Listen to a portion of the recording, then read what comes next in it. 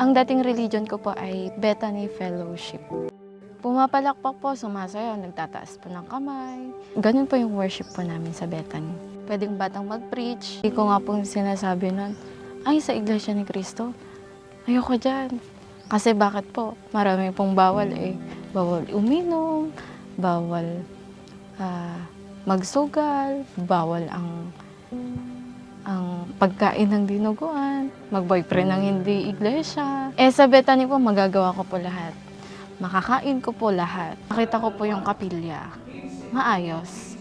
Akala ko po kasi, kung papasok na ako sa kapilya ng iglesia, iglesia na po ako. Ganito palang iglesia. Lahat ng aral, based po sa Bible. Akala ko po sabi-sabi lang na, bawal ng ganito, ganito, ganyan. Yun po pala, lahat po yun related po sa Bible. Lahat po pala ng bawal sa Iglesia ni Cristo ay nakasulat po sa Biblia.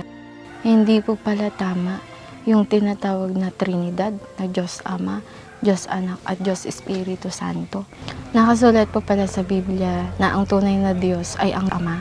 Yun po ang turning point ko. Yun, hindi na po ako nagbumura. Alam ko na po ang kahalagahan ng pagsamba at paglilingkod po sa Ama. Naakay ko po ang akin pong tatay na umanib po sa iglesia.